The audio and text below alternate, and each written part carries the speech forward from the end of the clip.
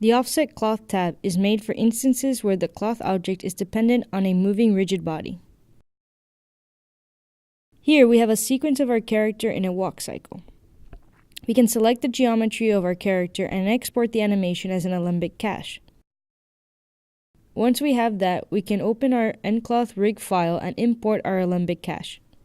As you can see, the animation begins at frame 0. For this tool, it does not matter where your animation begins in the timeline. Our animated character is also moved away from our nCloth rig and is facing a different direction. Before we move our nCloth rig, we have to tell jcCloth where our rigid body and animated mesh are in the scene. First, select our rigid body and click Set Rigid Body Position.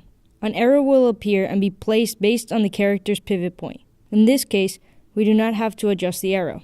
Now we select our animated mesh and click Set Anim Body Position. The arrow is created based on the pivot point of the mesh. Here, we do have to move the arrow towards the animated body and change the rotation of where the character is facing. Now we answer the following questions. What frame does your animation begin? How many frames would you like to hold the initial pose? How many frames for morphing? How many frames would you like to hold the first animated pose? Now we simply select the rigid body, the animated body, and all of the sim master controls associated with the rigid body and click Merge.